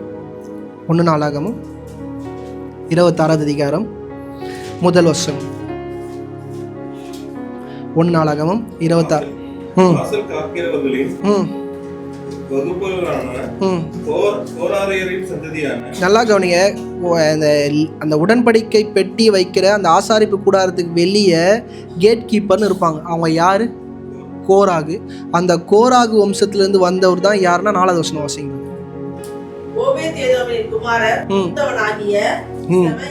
நல்லா கவனிங்க, இந்த கோராகு வம்சத்துல யார் வர்றாரு? ஓபேத் ஏதோம். இப்ப நான் சொன்னேன்ல, மோசேவால சபிக்கப்பட்டு ஆண்டவரால சபிக்கப்பட்டு மோசேவால குழிக்குள்ள இறக்கப்பட்ட சந்ததி தான் யாரு? ஓபேத் ஏதோம். அவர் வீட்டுக்கு தான் உடன்படிக்கை பெட்டி வருது. என்ன பண்றாரு? ஆசீர்வதிக்கிறார். இப்போ தாவீது பார்க்குறான், இவங்க ஆண்டவரால் புறக்கணிக்கப்பட்டவங்க. யாரு? ஆண்டவரால் புறக்கணிக்கப்பட்டவங்க, ஆண்டவரால் ஒதுக்கப்பட்டவங்க, ஆண்டவரால் தீண்டத்தகாதவங்க சொல்லப்பட்டவங்க, ஆண்டவரால் துஷ்ட மிருகம்னு சொல்லப்பட்டவங்க. இவன் வீட்டை ஏன் ஆண்டவர் ஆசீர்வதிக்கிறார்? அது இவன் வீட்டை, இந்த விஷயத்த எங்கே போய் படித்தாலும் புரியவே புரியாது. இப்போ தாவீதுக்கு மண்டை என்ன பண்ணும்? பிச்சுக்கும். ஏன் இவன் வீட்டை ஆசீர்வதிக்கிறாரு? ஏன்? இந்த கேள்வி உங்கள் எல்லாருக்கும் பைபிள் படிக்கும்போது இருக்கும். நான் அழகாக யோசித்தேன். நல்லா யோசிச்சு பாருங்கள். சாமுவேல் எந்த வம்சத்துலேருந்து வந்தவர் நீங்கள் பார்த்தீங்கன்னா, அவரும் அதே கோராகோட வம்சத்துலேருந்து தான் என்ன பண்ணார், வந்தார். இன்னைக்கு இப்படிப்பட்ட விஷயங்களை நீங்கள் புரிந்து கொள்றதுக்கான காரியம் எங்கேருந்து உங்களுக்கு கிடைக்குன்னா, ஏசாயா 8:20 வேதத்தையும் ஆகமத்தையும் கவனிக்க வேண்டும். கவனிக்க. இன்னைக்கு சபையில் அமர்ந்திருக்கிற நீங்க எந்த அளவுக்கு பைபிளை படிச்சு உங்க வாழ்க்கையை மாத்துறீங்களோ அதே மாதிரி உங்க வாழ்க்கையை நீங்கள் பார்க்க வேண்டியது மிக மிக அவசியம். நான் சொல்றது உங்களுக்கு புரியுதா? நிறைய காரியங்களை வேதத்தை படிச்சு உங்க வாழ்க்கையை என்ன பண்ண முடியும், மாத்திக்க முடியும். ஆனா சில விஷயங்கள் வேதத்துல இருந்து உங்களால என்ன பண்ண முடியாது, எடுக்க முடியாது. உங்கள் வாழ்க்கையை ஒப்பிட்டு தான் உங்களால் என்ன பண்ண முடியும், காரியங்களை மாற்ற முடியும். நான் சொல்கிறது ரொம்ப உங்களுக்கு ஆடாக இருக்கும். ஏன் ஆடாக இருக்குன்னா, உடன்படிக்கை எப்படி தூக்கணுன்றதை தாவீது வேதத்தை படித்து கற்றுக்கிட்டார். ஆனால் இவங்களை ஏன் ஆசீர்வதிக்கிறாருன்ற விஷயத்தை எக்ஸ்பீரியன்ஸ் மூலயமா தான் என்ன பண்ணார், கற்றுக்கிட்டாரு. ஏன் நான் அப்படி சொல்கிறேன்னா, 1 நாளாகமம் 6வது அதிகாரம் 33 36. கோகாத்தியரின் குமாரரில் ஏமான் என்னும் பாடகன், இவன் யோவேலின் குமாரன், இவன் சாமுவேலின் குமாரன். யாரு? சாமுவேல் யாரா இருக்கிறாரு? தேவனால் ஒதுக்கப்பட்ட சந்ததியிலிருந்து வந்தவர் யாரு? சாமுவேல். இப்போ நல்லா கவனிங்க, இதெல்லாம் பைபிளில் ரிட்டர்ன்டு இல்லை. பைபிளில் வெறும் நம்பர்ஸ் மட்டும்தான் இருக்குது. தாவீது கிட்ட என்னாகமம் மட்டும்தான் இருக்குது. இது தாவீது உட்காந்து இஸ்ரவேலில் நடக்கிற எல்லா விஷயத்தையும் கேட்டு தெரிஞ்சு கிட்டத்தட்ட அந்த 3 மாதம் பைத்தியக்காரத்தனமா தன்னுடைய வாழ்க்கையில் சுற்றி இருக்கிற விஷயங்கள் எல்லாத்தையும் ஆராயிறான். அப்போ தான் அவனுக்கு ஒரு விஷயம் தெரியுது, அவனை யார் அபிஷேகம் பண்ணாரு, அந்த மனுஷனே யாரு? ராஜாவை எதிர்த்து என் தலையில் கை வச்சு என்ன அபிஷேகம் பண்ண நபர் யாருங்க? கோராகு. ஆனால் அந்த கோராகோட வம்சம் எப்படி இருக்குது? ஒதுக்கப்பட்டு தள்ளப்பட்டு நிர்வாணமான இடத்துல தான் என்ன பண்ணுறாங்க, இருக்கிறாங்க. இவங்களை நான் என்ன பண்ணுவேன், ஆண்டவர் சொல்லலை போய் அவனை தூக்குன்னு. ஆனால் தாவீது என்ன புரிஞ்சுக்கணும்னா, என்னை அபிஷேகம் பண்ணப்பட்டவரே கோராகுனா, கோராகு தேவனாகிய கர்த்தர் எப்பயும் என்ன பண்ணிட்டாரு, மன்னிச்சிட்டாரு. இன்னைக்கு சபையிலையும் சரி, நம்மளை சுற்றி இருக்கிற அநேகரை தேவனாகிய கர்த்தர் மன்னிச்சுட்டு இருப்பாரு. நம்ம என்ன பண்ண மாட்டோம், மன்னிக்க மாட்டோம். ஏன் நான் சொல்லுன்னா, இட்ஸ் ஃபேமிலி. நம்ம குடும்பத்தில் நம்ம மன்னிக்க வேண்டியது மிக மிக அவசியம். தகப்பன், பிள்ளை, கணவன், மனைவி, பேர பிள்ளைகள், இதுக்குள்ள கசப்பே என்ன பண்ணக்கூடாது, இருக்க கூடாது. அப்பா திட்டினாலும் அப்பா கிட்ட போய் அடுத்த நொடியே பேசுகிற இடத்துல இருக்கிற பிள்ளை தான் நித்திய ஜீவனுக்குள்ளே போவோம். ஏன்னா அப்பா ஸ்டார் அவர் கிடக்கிறாரு, அவருக்கு வயசாகிடுச்சு, அவருக்கு ஒன்றும் தெரியாத இடத்துக்குள்ளே நீங்கள் பேக் அடிச்சிங்கன்னா நீங்களும் நரகம், டேடியும் நரகம். இன்னைக்கு இதை think that what they did, அவங்க என்ன பண்ணாங்கன்றதை பற்றி பேசுகிற இடத்துல இல்லை, நீங்கள் என்ன பண்ண போகிறீங்கன்றதை தான் தேவனாகிய கர்த்தர் என்ன பண்ணுறாரு பார்க்குறாரு. நீங்கள் நல்லா யோசிச்சு பாருங்கள், சாமுவேல் எவ்வளோ ஒரு சுயநலமான ஒரு மனுஷனா, அவர் இஸ்ரவேல்லே மிகப்பெரிய ராஜான்னு யாருமே இல்லை அவர் இருக்கும்போது, அவர் வச்சது தான் சட்டம். இப்போ அவருக்கு நல்லா தெரியும், கோகாத் வம்சத்தில் வந்து எல்கானாவோட பிள்ளையாகிய என்ன தேவனாகிய கர்த்தர் என்ன பண்ணிட்டாரு, உயர்த்திட்டார், ஆசீர்வதிச்சிட்டாரு. அப்போ என்னோட சொந்தக்காரங்களாம் என்ன பண்ணலாம், உள்ள வரலாம். ஆனால் அவர் என்ன பண்ணல, புரியுதா? எல்லா பரிசுத்தவான்குள்ளேயும் ஒரு சுயநலம் என்ன பண்ணுது இருக்கு. இந்த சுயநலத்துக்குள்ளே தான் விசுவாசி நீங்கள் என்ன பண்ணாதீங்க, மாட்டிக்காதீங்க. நான் ஆதியிலேருந்து என்ன பண்ணுறேன் இப்போ வரைக்கும் சொல்கிறேன். நல்லா கவனிங்க. ஆசாரியனோட பிள்ளை என்னவாகணும், அவரோட பிள்ளை என்னவா வச்சாரு, ஹவு மச் நாலேஜபிள் பர்சன் அவர், புரியுதா? தான் பிள்ளை என்ன பண்ணல, ஆசாரியனா வைக்கல. ஏன்னா தீண்ட தகாதவங்க அதை இதில் கை வச்சா எங்கே அச்சிட போகிறாரு ஆண்டவன்னு சொல்லிட்டு என்னவா வைக்கிறாரு, நியாயாதிபதியாக வைக்கிறார். ஆசாரியனோட பிள்ளை ஆசாரியனோட தொழில் தான் செய்யணும், ஆசாரியனோட காரியத்தில் தான் செய்யணும். தட் இஸ் லா. அதான் வந்து சட்டம். சட்டத்தை யார் மாத்திரா, சாமுவேல் மாத்துறாரு. இன்னைக்கு நல்லா கவனிங்க, இந்த மாதிரி சின்ன சின்ன தவறுகளை நம்ம பண்ணிக்கொண்டே வரதுனால தான் நம்மளோட குடும்பத்தோட ஆசீர்வாதத்தை நம்ம என்ன பண்ணிடுறோம், இழந்து போயிடும். ரொம்ப ராவாக இருக்கும் நான் பேசுறது. ஆனால் நீங்கள் என்ன பண்ணுங்கள், கொஞ்சம் ஆழமாக என்னோட சேர்ந்து என்ன பண்ணுங்கள், இது எல்லாமே புரிஞ்சு கொள்ளுங்க. சங்கீதம் 45:4 வசனம்.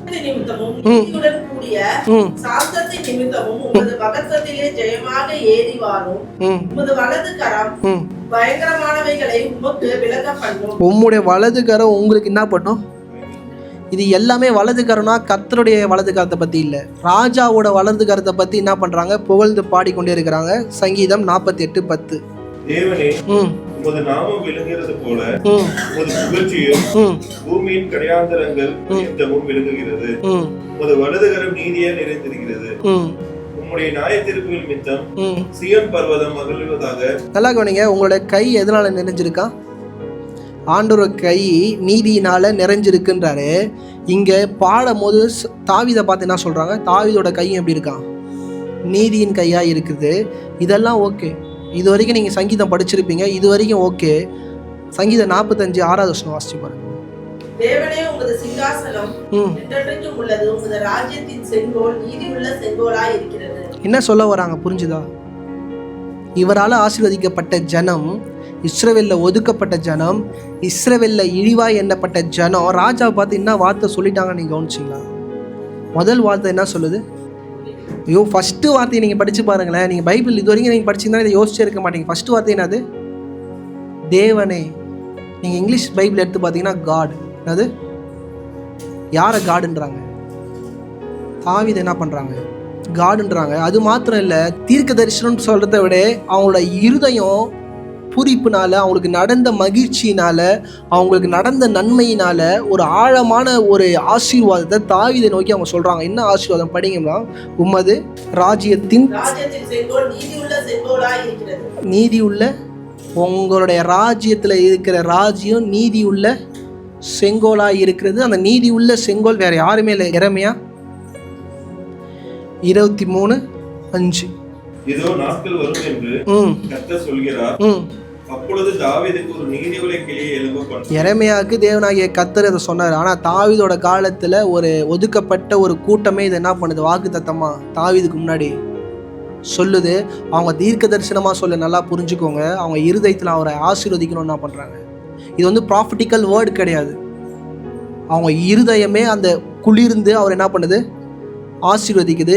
இந்த ஆசீர்வாதத்தை யார் அங்கீகரிக்கிறா, தேவனாகிய கர்த்தர் என்ன பண்ணுறாரு, அங்கீகரிக்கிறார்.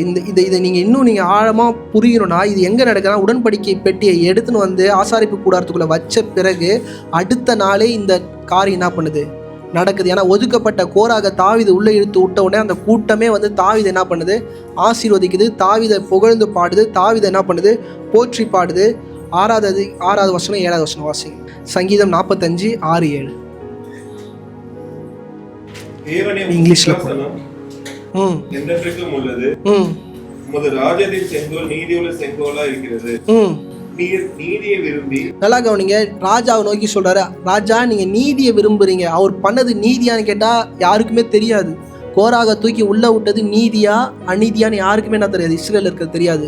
ராஜான்ற பவர்ல என்ன பண்ணிட்டாரு, இவர் பண்றாரு. ஆனா இவங்க என்ன சொல்றாங்க, நீர் நீதியை விரும்பி அக்கிரமத்தை வெறுக்கிறீர், ஆதலால் தேவனே உம்முடைய தேவன் உமது தோழரை பார்க்கிலும் உம்முடைய ஆனந்த தைலம். நல்லா கவனிங்க, ஆதலால் தேவனே உம்முடைய தேவன் உமது தோழரை பார்க்கிலும். திருப்பி ஆதலால் தேவனே உம்முடைய தேவனேனா என்ன சொல்றாங்க?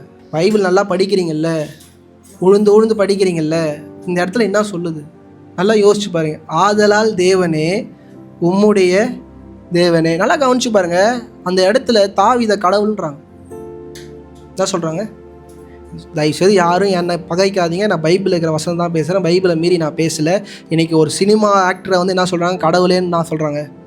அந்த ஆக்டரே வந்து என்ன சொல்கிறாரு, என்னை அப்படி கூப்பிடாதீங்க, நான் என்ன கிடையாது, தகுதி கிடையாது. இப்போ தாவீதுக்கு முன்னாடி தாவீது என்னன்றாங்க, எல்லோயிம்ன்றாங்க. என்னது எல்லோயிம் என்கிற நாமம் அது கர்த்தருக்குரியது.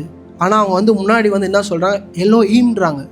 நீங்கள் அது வந்து கடவுளே தேவனே நீங்கள் படிக்கிறதுனால உங்களுக்கு புரியல. அவ்வளோ சபைகள் மத்தியில் தாவீதுக்கு முன்னாடி வந்து எல்லோயிம்ன்றாங்க. வெளியே இருக்கிற ராஜாக்களுக்கு உண்டு. பாபிலோனில் இருந்த ராஜா தன்னை கடவுளாக என்ன பண்ணான், போர்ட்ரேட் பண்ணால் அவனை கூட்ட அவன் சந்தோஷப்படுவான். ஆனால் தாவீதுக்கு முன்னாடி வந்து சொல்கிறாங்க எல்லோயிம்ன்றாரு. எல்லோயிம் உன்னுடைய கடவுள் எல்லோயிம்ன்றாங்க. நீங்கள் இங்கிலீஷில் எடுத்து பார்த்தீங்கன்னா காடுன்னு வரும், கேப்ஸில் வரும். விக்கிரகத்துக்கு உண்டு பண்ணுகிற காடுனா அது ஜீல, ஸ்மால் ஜீல வந்துடும். ஆனால் இங்கிலீஷில் வந்துச்சுன்னா யாரையும் நான் குழப்பல, நல்லா புரிஞ்சுக்கோங்க. எல்லோயிம்ன்றார். இங்கே வந்து நல்லா தெளிவாக பார்த்தீங்கன்னா ஒரே பதத்தை தான் என்ன பண்ணுறாங்க. எப்பேற்பட்ட காரியத்தை தாவீதுக்கு முன்னாடி நின்று என்ன பண்ணுறாங்க சொல்கிறாங்க. நீங்களாம் சொன்னால் நாலாவதுக்கு தகுதி இல்லை, என்னை பற்றிலாம் நீங்கள் என்ன பண்ணாதீங்க, இப்படிலாம் பேசாதீங்கன்ற காரியத்தை நீங்கள் என்ன பண்ணுவீங்க, சொல்லுவீங்க. ஆனால் தாவீதுக்கு முன்னாடி சொல்லும் போது கொஞ்சம் நீங்கள் யோசிச்சு பாருங்கள். என்ன சொல்ல வராங்கன்னா சன் ஆஃப் காட்ன்றாங்க. யாரை? பழைய ஏற்பாட்டிலேயே எந்த வெளிச்சமும் இல்லாத போது ஒரு மனுஷனை பார்த்து சன் ஆஃப் காடுன்றாங்கன்னா அது ஏசு கிறிஸ்துக்குரிய ஒரு காரியத்தை தாவீதை பார்த்து நான் சொல்கிறாங்க சன் ஆஃப் காட். ஆனால் தாவீது இதை எதிர்த்து ஒரு காரியமும் பேசல. ஏன்னா இஸ்ரவேலில் ஒரு பிரமாணம் இருக்குது, என்னையன்றி. ஆனால் இப்போ தெய்வமாக யார் நிற்கிறா? தாவீது நிற்கிறா. இந்த இடத்த தாவீதை நோக்கி இவங்க பேசும்போது தாவீது என்ன வெளிப்பாட்டில் இருக்கிறாரு, தாவீது என்ன அபிஷேகத்தில் இருக்கிறார், தாவீது என்ன பிரசனத்தில் இருக்கிறான்னு கேட்டால் திருத்துவத்தை வெளிப்படுத்துகிற உன்னதமான இடம் அந்த இடத்துல என்ன பண்ணுது, வெளிப்பட்டு கொண்டு வருது. அந்த 7வது வசனம் யாராச்சும் வாசிங்களாமா? நீ நீதியை விரும்பி அக்கிரமத்தை வெறுக்கிறீர், ஆதலால் தேவனே உம்முடைய தேவன் உமது தேவனே. இவர் வந்து பிள்ளைன்ற இடத்துக்கு வராரு. தேவனே உம்முடைய தேவன் போது உம்முடைய தகப்பன் யாரு, கடவுள்னு வராரு. அடுத்தது படிக்குமா? அபிஷேகம், the anointing, the word is belongs to Holy Spirit, பரிசுத்த ஆவியானவர். இந்த 3 பேரும் ஒரே இடத்துல வராங்க. ஆனால் இயேசு கிறிஸ்து இல்லை, யார் இருக்கிறா? தாவீது இருக்கிறார். இப்படிப்பட்ட ஒரு வெளிப்பாட்டை தாவீதுக்கு என்ன பண்ணுறாங்க, நோக்கி கொடுக்குறாங்க. இது என்ன சொல்ல வராங்கன்னா, உன் வம்சத்துலேருந்து தான் யார் வரப்போறா, நீதியின் உள்ள கிளை வரப்போது முன்னாடி வசனம் சொல்லிட்டாங்க. அடுத்தது என்ன சொல்லிட்டாங்க, you part of the trinity, திருத்துவத்துக்குள்ளே நீ இருக்கிற. என்னத்துக்குள்ளே இருக்கிற? இதெல்லாம் நீங்கள் நியூ டெஸ்ட்மெண்ட்டில் தான் நான் பேசுகிறேன். என்றைக்காச்சும் என்னால் முடிஞ்சால் தயவுசெய்து கல்பிரேட் தரமாக பேசுகிறேன், தயவுசெய்து நினைக்காதீங்க. ராங் ஸ்ட்ராங் அந்த ரவுண்ட் சர்க்கிள் போடுறோம். நல்லா கவனிங்க, இந்த 3மே காடு, கடவுளை தான் குறிக்குது. எல்லோயிம் தான் ஃபாதரும் ஹோலி ஸ்பிரிட்டும் சன். இவங்க 3மே யார்? எல்லோயிம். இந்த எல்லோயிம்ன்ற வார்த்தையை தாவீதுக்கு எப்படி கொடுக்குறாங்கன்னா சன்னுன்ற அடிப்படையில் கொடுக்குறாங்க. இந்த திருத்துவத்துக்குள்ளே தாவீது என்ன பண்ணுறாரு, உள்ளே வச்சு பேசப்படுறாரு. இப்படி பேசும்போது தாவீது உண்மையாக என்ன பண்ணிருக்கணும், என்ன அந்த இடத்துல வச்சு பேசாதீங்கன்னு சொல்லி கண்டம் பண்ணியிருக்கணும். ஆனால் தாவீது என்ன பண்ணல, கண்டம் பண்ணல. ஏன்னா தாவீதுக்கு இருக்கிற வெளிப்பாடு நீங்கள் நினைக்கிற மாதிரி என்ன மாதிரிலாம் இல்லை. அவர் அதுக்கும் மேலே. அவரை பற்றி நீங்கள் நல்லா தெரிஞ்சுக்கணுன்னா எடுக்க தேவையில்ல, வீட்டில் போய் படித்து பாருங்கள். ஆக்ஸ் சாப்டர் 2ல் நீங்கள் எடுத்து படித்து பார்த்தீங்கன்னா தாவீதுக்கு எல்லாமே தெரியும்னு யார் சொல்லுவார்னா பேதுரு சொல்லுவார். நீங்கள் எடுத்து படித்து பார்த்தீங்கன்னா உங்களுக்கு எல்லாமே தெரியும்.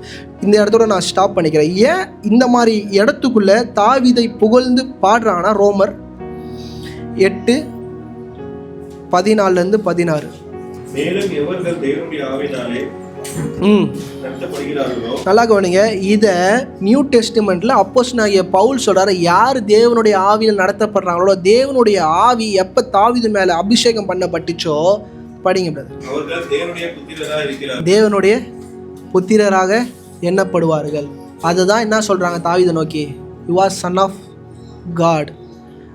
இது பேசும்போது தப்பாக இருந்தாலும், இஸ்ரவேலே இதை பார்க்கும்போது தப்பாக இருந்தாலும், தாவீதுக்கு தெரியும் நான் ஆண்டவரோட பிள்ளை. நான் யாரு? ஆண்டவரோட பிள்ளை. படிங்க பிரதர். அந்தபடி திரும்பவும் பயப்படுகிறதுக்கு நீங்கள் அடிமைத்தனத்தின் ஆவியை பெறாமல் அப்பா பிதாவே என்று கூப்பிடப்படுகிற புத்திர சுவிகாரத்தின் ஆவியை பெற்றீர்கள். இப்ப பழைய ஏற்பாட்டிலே பிதாவை அப்பாவாய் நோக்கி பார்த்து பாவித்து வாழ்க்கையை வாழ்ந்த மனுஷன் தான் யாரு? தாவீது. இந்த காலையில நான் ஒரு விஷயம் சொல்றேன். உங்க பிள்ளைகளுக்காக யாரெல்லாம் ஜெபிக்கிறீங்க? உங்க பிள்ளைகளுக்காக யாரெல்லாம் ஜெபிக்கிறீங்கன்னு கேட்டா எல்லா தகப்பன் தாயும் என்ன பண்ணுவீங்க? ஜெபிப்பீங்க. இப்போ தாவீதோட வாழ்க்கை எந்த இடத்துக்கு மாறுச்சுன்னா, அவர் எப்போ அவர் அபிஷேகம் பண்ணப்பட்டு தேவனுடைய சித்தங்கள் படி அவர் ஓட ஆரம்பிச்சாரோ, அவருக்காக ஜெபிக்கிற இடத்துல யார் இருக்கிறா? ஃபாதர் காட் இருக்கிறார். இன்னைக்கு சபை எதை இழந்து போச்சுன்னா, உங்களுக்காக நமக்காக ஜெபிக்க நீங்கள் ஆசாரியனை எதிர்பார்க்குறீங்க.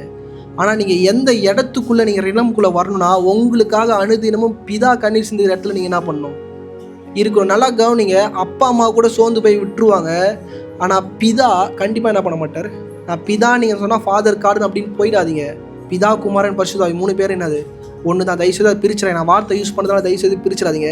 இப்போ தாவீது எந்த இடத்துல தன்னோட ஓட்டத்தை ஓடுறாருன்றத நீங்கள் நான் பைபிள் முடிக்கும் போது தெரியும். சவுலுக்கு கிடைக்காத கிருபை ஏன் தாவீதுக்கு கிடைச்சதுன்னா, பிள்ளை என்கிற ஸ்தானத்தில் தான் தன்னுடைய ராஜ்ய பாரத்தை என்ன பண்ணுறான். இன்றைக்கி சபைக்குள்ளே அமர்ந்திருக்கிற நீங்கள் ஒரு விஷயம் உங்களை நன்றாக ஆராய்ந்து பார்த்துக்கோங்க. நீங்கள் நம்புறீங்க, ஆண்டவர் தான் நம்புறீங்க, பிதா பரிசுத்த எல்லாத்தையும் நம்புறீங்க. நீங்கள் அந்த ஸ்தானத்தில் இருக்கிறீங்களான்றத கொஞ்சம் யோசிச்சு பாருங்கள். ஏன்னா சவுல் பாவம் பண்ணும் போது தடுத்து நிறுத்தி எதுவும் பண்ணாத ஒரு கர்த்தர் ஏன் தாவீதுக்கு பண்ணுறாருன்றதை இந்த அதிகாரத்தில் என்ன பண்ணுறாரு, ஃபுல்லாக வெளிப்படுத்துகிறார். ஏன்னா இதை ஒருத்தவன் எழும்பி ப்ராஃபஸியாக தீர்க்க தரிசனமாக சொல்லலை, ஒரு கூட்டமே சொல்லுது. ஒருத்தர் 2 பேரில் 5000 இருப்பாங்கல்ல, 10,000 பேராக இருப்பாங்க, 20,000 பேரும் சேர்ந்து இதை என்ன பண்ணுறாங்க. ஒருத்தனால ஈஸியாக ஒரு மனப்பாடமாக ஒரு காரியத்தை சொல்லிடும். ஆனால் ஆவியில் நிரம்பி இதை என்ன பண்ணுறாங்க, அவங்கள தாவீதை ஆசீர்வதிக்கிறாங்க. 7வது வசனம் வாசிங்க. நீர் நீதியை விரும்பி அக்கிரமத்தை வெறுக்கிறீர். ஆதலால் தேவனே, உம்முடைய தேவன் உமது தோழரை பார்க்கிலும், நல்லா கவனிங்க, உன் தோழரை பார்க்கிலும் உம்மை ஆனந்த தைலத்தினால் அபிஷேகம் பண்ணினார். நல்லா கவனிங்க, ஆனந்த தைலத்தால் யார் அபிஷேகம் பண்ணாரா? தாவீது அபிஷேகம் பண்ணார். ஆனால் இவங்க சொல்லும் போது எப்படி சொல்கிறாங்கன்னா, உன் தோழனை பார்க்கிலும்னா யார் தோழன்? எல்லாரும் நினச்சிடறாங்க சவுல் தான். யார் தோழன்? தாவீதோட தோழன் யார்? யோனத்தான், சவுலோட பிள்ளை. சவுலோட பிள்ளை தான் யாருக்கு பெஸ்ட் ஃப்ரெண்டு? தாவீதுக்கு பெஸ்ட் ஃப்ரெண்டு. யோனத்தானுக்கு எல்லா தகுதியும் இருக்குது, என்னவாக? ராஜாவாக. ஆனால் ஆண்டவரோட பிள்ளையாகிறதுக்கு தாவீதுக்கு மட்டும்தான் இருக்குது தகுதி இருக்குது. இன்னைக்கு நல்லா கவனிங்க, யோனத்தானுக்கும் நமக்கும் உள்ள ஒரு வித்தியாசத்தை நான் அழகாக நீங்கள் சொல்லும் போது நீங்கள் புரிஞ்சுப்பீங்க. 1 சாமுவேல் 14வது அதிகாரம் 1 வசனம். சவுலின் குமாரனாகிய யோனத்தான் தன் ஆயுததாரியாகிய வாலிபனை நோக்கி, நமக்கு எதிராக அந்த பக்கத்தில் இருக்கிற பெலிஸ்தரின் தானயத்திற்கு போவோம் வா என்று சொன்னான். அதை அவன் தன் தகப்பனுக்கு அறிவிக்கவில்லை. தகப்பனுக்கு என்ன பண்ணலையா? இன்னைக்கு ஒரு திரளான கூட்டம் இஸ்ரேலுக்கு விரோதமாக என்ன பண்ணுது, வந்து நிற்குது. பெலிஸ்தீரை அழிக்கும்படி தேவனாகிய கர்த்தர் யாரை ராஜாவாக்குனாருன்னு கேட்டால் சவுல் என்ன பண்ணாரு? ராஜாவாக்குனார். அந்த காரியத்தை சவுல் செய்யாமல் கூட்டம் கூடி மரத்துக்கடியில் உட்காந்து என்ன பண்ணாரு? ஆலோசனை போட்டுனுக்கிறாரு. பிள்ளை தனியாக என்ன பண்ணிட்டான்? ஏய், என் அப்பா அப்படி தான், அவன் பேசினே இருப்பான், நான் என்ன பண்ணுறேன், போகிறேன். என் ஆண்டவர் யார்? நல்லா கவனிங்க, தாவீதுக்கும் யோனத்தானுக்குள்ள ஒரு வித்தியாசத்தை நல்லா புரிஞ்சுக்குவேன். யோனத்தான் நம்மளை விட powerful in prayer and powerful in faith. ஏன் ஆண்டவர் தாவீதை ஆசீர்வச்சாருன்றதை நீங்கள் தான் படிச்சு என்ன பண்ணணும், புரிஞ்சுக்கணும். இன்னைக்கு எல்லா கிறிஸ்துவமும் இந்த இடத்துல தான் மாட்டிகிட்டு இருக்கிறாங்க. யோனத்தானும் என்ன சொல்கிறான்? ஆண்டவரை மட்டும்தான் உயர்த்துறான். நீங்கள் படிங்கம்மா. சவுல் கிபியோனின் கடைசி முனையாகி யமீரோனிலே ஒரு மாதுளை மரத்தின் கீழ் இருந்தான். எங்க இருக்கிறான் அவன்? எங்கேயோ ஒரு மூலையில டென்ட் போட்டுன்னு ஆண்டவர் ஒரு வேலையை சொன்னா, அந்த வேலையை செய்யாம மிச்சம் எல்லா வேலையும் செஞ்ச ஆள் தான் யாரு? சவுல். இந்த காலை வேலையில சவுல் மாதிரி இருந்தீங்கன்னா நீங்க ஈஸியா கண்டுபிடிச்சிருங்க நீங்க யாருன்னு. ஆனா யோனத்தான் மாதிரி இருந்தா கஷ்டம். யோனத்தான் நல்லவன் தான், யோனத்தான் அபிஷேகம் பண்ணப்பட்டவன் தான், யோனத்தான் கர்த்தரை விசுவாசிக்கிற ஒரு மனுஷன் தான். ஆனா he failed. நீங்கள் ஒரு பைபிள்லேருந்து ஒரு சிங்கிள் வசனம் யோனத்தான் ஒரு இடத்துல தப்பு பண்ணிட்டான் உங்களால் எடுத்து காட்ட முடியும்னா நான் ஓப்பன் சேலஞ்ச் கொடுக்குறேன். கண்டே பிடிக்க முடியும். படிங்கம்மா. அதில் வந்து கர்த்தர் எனக்கு இது கொடுத்தான் ஏறி போய் நான் அடிக்கிறேன்ற வசனம் இருக்கும். படிங்களாம்மா, கீழே இருக்கும். 12வது வசனம் வாசிங்க. தானையும் இருக்கிற மனுஷர் யோனத்தானையும் அவன் ஆயுததாரியை பார்த்து எங்களிடத்துக்கு ஏறி வாருங்கள், உங்களுக்கு புத்தி கற்பிப்போம் என்றார்கள். அப்பொழுது யோனத்தான் தன் ஆயுதகாரியை நோக்கி, என் பின்னாலே ஏறி வா, கர்த்தர் அவர்கள் இஸ்ரவேலின் கையிலே ஒப்பு கொடுத்தார் என்று சொல்லி. புரியுதா? எல்லா இடத்துலையும் கர்த்தரை பயன்படுத்துகிற ஒரு மனுஷன் தனியாளா அப்பாவை நம்பல, அப்பாவுடைய படை வீரர்களை நம்பல, எந்த பலத்தையும் நம்பல. தனி ஒரு ஆள், கூட இருக்கிற ஆளும் டம்மி பீஸ். கூட இருக்கிற ஆள் என்னது? Dummy piece. நீ பின்னாடி வா, நான் முன்னாடி போகிறேன்னு இறங்கி கத்தி எடுத்து ஒரு சீவுறான். ஒரே வெட்டில் 20 பேர் காலி. என்னது? கோலியாத் இருக்கும்போது எங்கே போனார்? புரிஞ்சுதா? கோலியாத் வரும்போது எங்கே போனார்? சவுல் இஸ் தேர், பிள்ளை எங்கே? பெலிஸ்தருக்கு விரோதமாக நிற்கிற ஒரு மனுஷன் தான் யார்? யோனத்தான். ஆனால் கோலியாத் வந்து அவ்வளோ தேவனுடைய நாமத்தை கேவலமாய் பேசும்போது எங்கே போனார்? அப்பா சொன்னார், வாயை முடின்னு உள்ளே இரு. உள்ளே போய் உட்காந்துட்டார். என்னது? இன்றைக்கி யாருடைய சத்தத்தை கேட்டு ஓடுறீங்கன்றதை நல்லா புரிஞ்சுக்கோங்க. உங்கள் எவ்வளோ ஜப வாழ்க்கை இருக்கலாம், ஜப சிந்தை இருக்கலாம், எல்லாமே இருக்கலாம். பிசாசு எங்கனாச்சும் இப்படி வந்து ஒரு முட்டுக்கட்டை போட்டு உங்களை என்ன பண்ணுறோம்? ஆண்டர்கிட்ட சேராமல் ஆண்டோடைய வாக்கு தத்தம் நிறைவேறாத இடத்துக்கு உங்களை என்ன பண்ணுறோம்? தள்ளிடுவான். பிஃபோர் டேவிட் பார்ன், தாவீது பிறக்கிறதுக்கு முன்னாடி யோனத்தான் என்ன பண்ணிட்டான்? பிறந்துட்டான். ஆண்டவர் ஒரு அழகான ஒரு வாக்கு தத்தமே வச்சுருந்தார். என்ன வாக்கு தத்தம் வச்சுருந்தார்னா, இவனோட வம்சத்துலேருந்து தான் ராஜ்யபாரம் வரும்னார். சவுலோட வம்சத்துலேருந்து தான். யோனத்தான் ஃபிட் டு தட், எல்லா தகுதியும் உடைய ஒரு ராஜா. ஆனால் என்ன பண்ணிட்டான்? இழந்துட்டான். இன்றைக்கி அந்த இடத்துல மட்டும்தான் சபையாக இருக்கிற நாம் போயிடக்கூடாதுன்னு நான் என்ன பண்ணுறேன்? விரும்புகிறேன். இன்றைக்கி தேவனாகிய கர்த்தர் தாவீதை குறித்து நான் லாஸ்ட்டாக முடிக்கும் போது கொஞ்சம் பேசி நான் முடிக்கிறேன். அடுத்தது குடும்பத்துக்காக ஒரு காரியம் பேசுகிறேன். சங்கீதம் 45 10-11. நல்லா கவனிங்க. தேவனாகிய கர்த்தர் இதை பேசல, ஒரு தேவ பிள்ளைகள், தேவ கூட்டமே என்ன சொல்லுது? தாவீதோட மனைவியை நோக்கி பேசுது. யாரை பற்றி நோக்கி பேசுது? தாவீதோட மனைவியை பார்த்து சொல்லுது, என்ன பண்ணு, கொஞ்சம் சிந்திமா, நீ என்ன பண்ணு, கொஞ்சம் யோசி. படிங்க பிரதர். செவியை சாய்த்து சிந்தித்துக்கொள், ஜனத்தையும் உன் தகப்பன் வீட்டையும் மறந்துவிடு. என்ன பண்ணு? உன் ஜனத்தையும் உன் தகப்பன் வீட்டையும் மறந்து விடு. என்ன பாஸ்டர், ஆண்டோட பைபிளுக்கே இது விரோதமாக இருக்கே. தகப்பன் தாய் என்ன பண்ணுது? மறக்க சொல்லி சொல்லுதே. Yes, of course. இந்த கல்யாணமாகி உடனே பாஸ்ட் வந்து ஒய்ஃப் மேலே கோபமாக இருக்கிறேன். இந்த வேலை நான் பேசும் போது 2 பேருக்குமே சத்திய வசனம் என்ன பேசுதோ அதை நான் பேசுகிற ஒரு ஆள். ஃபஸ்ட்டு எடுத்த உடனே எல்லோரும் மனசில் நினைக்காது, இது என் பொண்டாட்டி பற்றி தான். உடனே நீங்கள் பொண்டாட்டிக்கு பேசினா உடனே பொண்டாட்டி, இது என் கணவன். அந்த இடத்துக்குள்ளே என்ன பண்ணாதீங்க, வராதிங்க. இன்றைக்கி தகப்பன் வீட்டை என்ன பண்ணுற சொல்கிறாங்க? மறக்க சொல்லி தேவனாகிய கர்த்தர் சொல்கிறார். இது வலிக்கும். நான் பேசும் போது எல்லாருக்குமே என்ன பண்ணும்? வலிக்கும். ஒரு பெண்கள் வாயை திறந்து பேசக்கூடிய தான் தகப்பன் வீட்டை பற்றி தான் என்ன பண்ணுவாங்க?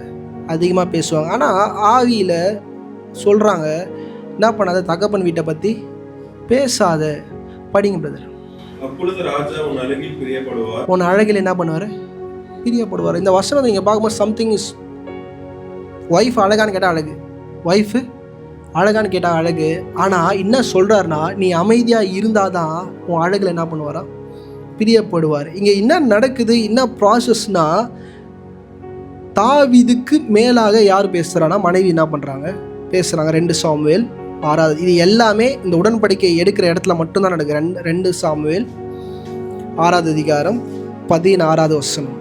கர்த்தருடைய பெட்டி தாவீதின் நகரத்திற்குள் பிரவேசிக்கிற போது சவுலின் குமாரத்தியாக மீகாள் பலகனி வழியாய் பார்த்து தாவீது ராஜா கர்த்தருக்கு முன்பாக குதித்து நடனம் பண்ணுகிறதை கண்டு தன் இதயத்திலே அவனை அவமதித்தாள். இன்னைக்கு மனைவி கணவனை அவமதிக்கலாமா அதிகக்கூடாதான்றதெல்லாம் தள்ளி வச்சுட்டு மனைவி என்ன பேசலாம் பேசக்கூடாதுன்றத நல்லா புரிஞ்சுக்கும். வாட் எவர் ரைட் பேசக்கூடாது. எப்படி ஒரு குத்தனை முள்ள பக்குவமாக எடுக்கணுமோ அது மாதிரி தான் மனைவி தன்னோட வாழ்க்கையை அடுத்த நபரோட ஜாயின் பண்ணி போகிற இடத்துல வாழ வேண்டியது மிக மிக அவசியம். நல்லா புரிஞ்சுக்கோங்க. ஏன்னா இதில் யாரோட லைஃப் வந்து பாதிக்கப்பட்டுச்சு நீங்கள் நல்லா எடுத்து பார்த்தீங்கன்னா மனைவியோட லைஃப் என்ன பண்ணுச்சு? பாதிக்கப்பட்டிருக்கு. மனைவி பேசுனதுல எந்த தப்புமான்னு கேட்டால் எனக்கு என்ன தப்பு கிடையாது. ஏன் நீ ராஜாவாக இருந்தீங்கன்னா இப்படி ஆடனன்றதுல எந்த பிரச்சனையுமே இல்லை. ஆனால் ஹவ் ஈ ஸ்பீக், எந்த ஆழத்தில் பேசுனாங்க, எந்த அர்த்தத்தில் பேசுனாங்க. ஏன்னா இந்த இடம் முழுக்க முழுக்க தாவீது ஆசீர்வதிக்க கூப்பிட்றாரு, தான் ஃபேமிலியை ஆசீர்வதிக்க என்ன பண்ணுறாரு, கூப்பிட்றாரு. அந்த ஆசீர்வாதன்ற ப்ராசஸ் முடியாமே அவங்க மனைவி என்ன பண்ணுறாங்க, இதெல்லாம் பேசுகிறாங்க. 20-21 வருஷம் தாவீது தன் வீட்டாரை ஆசீர்வதிக்கிறதுக்கு திரும்பும்போது சவுலின் குமாரத்தியாகிய மீகாள் தாவீதுக்கு எதிர்கொண்டு வந்து. நல்லா கவனிங்க, புரியுதா? இன்னைக்கு நம்ம குடும்பத்தோட ஆசீர்வாதத்தை யார் மண்ணள்ளி போட்டுக்குதுன்னா கணவன் மனைவி தான் மாற்றி மாற்றி என்ன பண்ணிக்கிறோம். தேவையில்லாத வார்த்தைகள், தேவையில்லாத காரியங்கள். இது வந்து தாவீது ஃபீல் பண்ணி ஆண்டவர் பேசல. நல்லா புரிஞ்சுக்குவோம். தாவீது ஏதோ போய் ஃபீல் பண்ணியோ இல்லை ஏதோ ஆண்டவர் பாருங்க, ஏதோ தாவீதுக்கான ஒரு பாட்டை பாடும் போது டப்புன்னு தாவீதோட ஒய்ஃபை கூட்டி என்ன பண்ணுறாங்க, மொத்த கூட்டமும் கிளைம் பண்ணுறாங்க. இன்றைக்கி இதனால தான் அதை பேசுனாங்களான்னு கேட்டால் எனக்கு தெரியாது. நான் வந்து இதோட என்ன பண்ணுறேன், ஜாயின் பண்ணுறேன். ஆனால் ஒரு மனைவியானவள் அமைதியாக இருக்கணும். இன்றைக்கி மனைவியானவள் அமைதியாக இருக்கணும்னே கணவனுக்குலாம் நினச்சிக்கிறாங்க, ஓ மனைவி என்ன பண்ணக்கூடாது, அவங்க வீட்டை பற்றி நினைக்கக்கூடாது. ஆனால் கணவன் அவங்க வீட்டை பற்றி என்ன பண்ணணும், நினைக்கணும். ஒரு கணவன் மனைவி என்கிற உறவில் பெண் அவங்க வீட்டை பற்றி நினைக்கக்கூடாது. அந்த வீட்டை பற்றி யார் நினைக்கணும், கணவன் நினைக்கணும். மாமனார் மாமியார் வீட்டை யார் நினைக்கணும்னா கணவன் என்ன பண்ணணும், நினைக்கணும். இந்த மருமகள்ன்றவை யாரோட வீட்டை நினைக்கணும்னா கணவனோட வீட்டை என்ன பண்ணணும், நினைக்கணும். இது இந்த பக்கம் போகணும், இது இந்த பக்கம் வரணும். ஆனால் இதுக்குள்ளே அதை இழுக்கிறது, அதுக்குள்ளே இதை இழுக்கிறதுனால தான் தேவனோட ஆசீர்வாதத்தை அநேக நேரம் இழந்து போகிறோம். கஷ்டமாக இருக்கும், வழியாக எனக்கு என்ன பாசம், என் அப்பா அம்மா நான் பேசக்கூடாது. இல்லை, உங்கள் அப்பா அம்மாவை பேச வைக்கிற இடத்துல உங்கள் கணவனோட வாயாக இருக்கணும். என்னது, கணவனோட வாயாக இருக்கணும். இந்த டார்க் சைடு நான் பேசும்போது ரொம்ப உங்களுக்கு சில நேரம் என்ன பாஷா இது ரொம்ப லாஜிக்கலாக செட் ஆகாது, லிட்ரலாக செட் ஆகாது, இதுவாக செட் ஆகாதுன்னு நீங்கள் நினச்சிங்கன்னா 2 சாமுவேல் 9:6-7. நல்லா கவனிங்க. இந்த சண்டை கணவன் மனைவிக்கு முடிஞ்ச பிறகு, இந்த பாடல் பாடி முடிஞ்சதுக்கு பிறகு நடக்கிற காரியம் இல்லை. இது படிங்க பிரதர். சவுலின் குமாரனாகிய யோனத்தானின் மகன் மேவிபோசேத் தாவீதினிடத்தில் வந்தபோது முகங்குப்புற விழுந்து வணங்கினான். யாரை வணங்குறான், தாவீதை வணங்குறான். படிங்க. அப்பொழுது தாவீது மேவிபோசேத்தே என்றான். அவன் இதோ அடியேன் என்றான். தாவீது அவனை பார்த்து, நீ பயப்படாதே, தகப்பனாகிய யோனத்தான் நிமித்தம். நல்லா கவனிங்க, வசனம் என்ன தெளிவா சொல்லுது, தகப்பனாகிய யோனத்தானின் நிமித்தம். யோனத்தான் யாரு, மனைவியோட அண்ணன், மனைவியோட அண்ணன். ஆனா வசனம் இங்க என்ன ஸ்ட்ராங்கா சொல்லுது, யோனத்தானின் நிமித்தம் நான் நிச்சயமாய் உனக்கு தயவு செய்து, நிச்சயமாய் உனக்கு என்ன பண்ணுவேன், தயவு செய்து. இப்ப தாவீது எதற்காக இந்த தயவு செய்கிறார், யாருக்காக தயவு செய்கிறார், யோனத்தான். இதுல எந்த மாற்றமும் இல்லை. முதல் வசனம் வாசிங்க. யோனத்தான் நிமித்தம் என்னால் தயவு பெறத்தக்கவன் எவனாவது சவுலின் வீட்டாரில் இன்னும் மீதியாய் இருக்கிறவன் உண்டோ என்று. இப்ப மாமனார் வீட்டை பத்தி யாரு பேசுறாருன்னா தாவீது பேசுறாரு. ஆனா யார் நிமித்தம் எடுக்கிறாரு, அவன் ஃப்ரெண்டு நிமித்தமே தான் வருது. என்ன வசனம் எடுக்கும் போதே ஃப்ரெண்டு நிமித்தம் யாராச்சும் இருக்கிறாங்களா, நான் என்ன பண்ணுறேன், என் மாமனார் வீட்டை ஆசீர்வதிக்கிறேன்னு வரல, என் ஃப்ரெண்டுக்காக நான் யாரை ஆசீர்வதிக்கிறேன், அந்த இடத்துல இருக்கிறன்ற மாதிரி இருக்குது. ஆனால் 3வது வசனம் வாசிங்க. அப்பொழுது ராஜா தேவன் நிமித்தம். யார் நிமித்தம், யார் நிமித்தம்? இன்னைக்கு அநேக வசனங்கள் இருக்கலாம், ஆனால் தாவீது உண்மையாய் தேவனின் நிமித்தம் தான் யார் ஆசீர்வதிக்கிறான், தன்னுடைய குடும்பம். சவுல் யாரு, தன் தகப்பன். யாரு, 3 வாட்டி கொல்ல பார்த்தாங்க, லைஃப் டைம் ஃபுல்லாக கொல்ல பார்த்தான். ஆனால் தேவன் நிமித்தம் என்கிற வார்த்தை, அது அந்த பதத்தை என்ன மீன் பண்ணுதுன்னா, அவர் என்னுடைய தகப்பன். இன்னைக்கு யோனத்தான் நிமித்தம் அவர் நல்லது பண்ணார்னா, சவுலை கொண்டு போடும் போது ஏன் கொண்டு போட்ட ஒரு மனுஷன் என்ன பண்ணார், கொண்டு போட்டார். அவர் சொல்லும் போது அழகாக சொல்கிறார், தேவனால் அபிஷேகம் பண்ணப்பட்டவன். தேவனால் அபிஷேகம் பண்ணப்பட்டவன் அவனோட வாழ்க்கை எப்படி இருந்துச்சு, அப்படி இல்லை. ஹே லவ்டு. யாரை லவ் பண்ணார், மாமனாரை லவ் பண்ணார், மாமனாரோட குடும்பத்தை லவ் பண்ணார். ஆனால் இது எல்லாமே எப்படிப்பட்ட லவ்னா, தேவனுடைய நிமித்தம். தேவன்னா இன்னைக்கு உங்கள் மனைவியை நீங்கள் லவ் பண்ணுறதே, மனைவி நல்லவன் நீங்கள் லவ் பண்ணிங்கன்னா அங்கே ஒன்றுமே ப்ராக்டிக்கலாக வேலை செய்யாது. கணவர் நல்லவர்னு சொல்லி நீங்கள் லவ் பண்ணிங்கன்னா, Bible according to the Bible நான் பேசுகிறேன், அது வேலை செய்யாது. அவங்க உனக்கு நல்லது பண்ணிட்டாங்க, நீ திருப்பி நல்லது பண்ணுறன்றது பைபிளுக்குள்ளேயே என்ன பண்ணாது, வராது. காடோட நேச்சர் அதுக்குள்ளே வருதுன்னா, you need to love your wife because of your God. உன் கடவுள் நிமித்தம் உன் ஒய்ஃபை நீ என்ன பண்ணணும், நேசிக்கணும். ஒரு கணவன் அந்த மனைவி மேலே வைக்கிற அன்பு எது நிமித்தம்னா கர்த்தர் நிமித்தம். இப்படி சுற்றி சுற்றி அவங்க குடும்பத்தில் இருக்கிற எல்லாமே சுற்றி சுற்றி எப்படி வரும்னா கடவுள் நிமித்தம். ஏன்னா 3வது வசனம் தெளிவாக சொல்லுது, படிங்கம்மா. அப்பொழுது ராஜா தேவன் நிமித்தம் நான் சவுலின் குடும்பத்தாருக்கு தயவு செய்யும்படி வீட்டாரில் யாதொருவன் இன்னும் மீதியாய் இருக்கிறானோ என்று கேட்டதற்கு சீபா ராஜாவை பார்த்து, இன்னும் யோனத்தானுக்கு 2 கால்களும் உடமான ஒரு குமாரன் இருக்கிறான். ராஜாவாக தகுதியே இல்லாத ஒரு ஆள் தன் மனைவியோட தகப்பனுடைய குடும்பத்திலிருந்து வந்த ஒரே ஒரு நோக்கத்திற்காக. தாவீது எந்த அளவுக்கு யோசிச்சான்? ஒய்ஃப் ஒரு நாள் போய் தாவீது கிட்ட போய் என் அண்ணனுக்கு பிறந்த ஒரு பிள்ளை இருக்குன்னு என்ன பண்ணல, சொல்லவே இல்லை. அவ வீட்டை பற்றி ஒன்றுமே பேசல. அவள் ஆல்வேஸ் அவன் புருஷனை எப்படி பார்த்தானா, என் அப்பாவோட ஸ்டேட்டஸ் இப்படி, உன் ஸ்டேட்டஸ் என்னவா இருக்குது, இப்படி தான் தாவீதை கம்பேர் பண்ண. ஆனால் தாவீதோட இருதயம் டோட்டலாக வேறு. உன் குடும்பத்திலே கஷ்டப்படுறவங்களாம் இருக்கிறாங்க, நான் என்ன பண்ணுறேன், காப்பாற்றுறேன். உன் அப்பா என்னை திருத்தி தான் அடித்தார். உன் அப்பா என்ன பண்ணார், பொண்ணு தரேன்னு சொல்லி என்னை கூப்பிட்டு நைட்டில் என்ன பண்ணார், கொலை பண்ண தான் முடிவு பண்ணார். ஆனால் அந்த குடும்பத்தை என் கர்த்தர் நிமித்தம் நான் என்ன பண்ணுறேன், பாதுகாக்கிறேன்.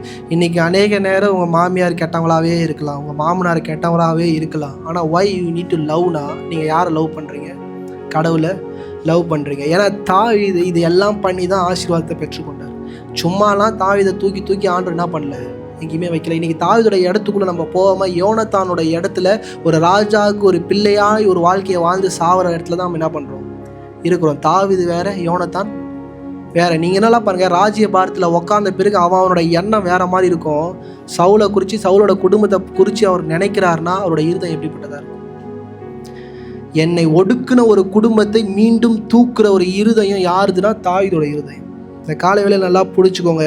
கணவன் மனைவி உறவு இல்லை, மாமனார் நம்மளை இழிவாக பேசியிருக்கலாம், மாமியார் நம்மளை இழிவாக பேசியிருக்கலாம், இல்லை நம்மளோட சுற்றி இருக்கிறவங்க எல்லாரும் மாற்றி ஏதோ பேசியிருக்கலாம். இதோ நம்ம குடும்பத்துக்குள்ளே கொண்டு வந்தீங்கன்னு வச்சுக்கோங்களேன், நீங்கள் தேவன் விரும்பத்தக்க ஒரு ஆலயமாக நீங்கள் இருக்க மாட்டீங்க. தேவன் உங்களை ஆசீர்வதிக்கத்தக்க இடத்துக்குள்ளேயே நீங்கள் என்ன பண்ண மாட்டீங்க, நிச்சயமாக போக மாட்டீங்க. ஒரு 2 சாமுவேல் 7வது அதிகாரம் 12வது வசனம். நாட்கள் நிறைவேறி, நல்லா கவனிங்க, உன் நாட்கள் நிறைவேறி. ஒரு ஊழியக்காரன் தீர்க்க தரிசனமாய் யார் கூட வந்து பேசுகிறான்னா தாவீதோட என்ன பண்ணுறான், பேசுகிறான். இவர் எல்லா சம்பவத்தையும் பண்ணி முடிச்சு உடன்படிக்கை பெட்டிலாம் எடுத்து வந்து முடிச்சுட்டு அழகாக ஒரு இலைப்பாறுதல் அனுபவத்தில் உட்கார்றாரு. ஆலயம் கட்டலான்னு பற்றி யோசிச்சிருக்காரு. ஒரு ஆலயத்தை நீ கட்டுறதுக்கு தேவனாகிய கர்த்தர் அப்ரூவ் கொடுக்குறாரு. அப்ரூவ் கொடுத்து இது எல்லாம் முடிஞ்சு கடைசியாக இவர் பண்ண இம்மட்டும் நன்மைக்கு தேவனாகிய கர்த்தர் ஒரு வாக்கு தத்தத்தை பண்ணுறார்.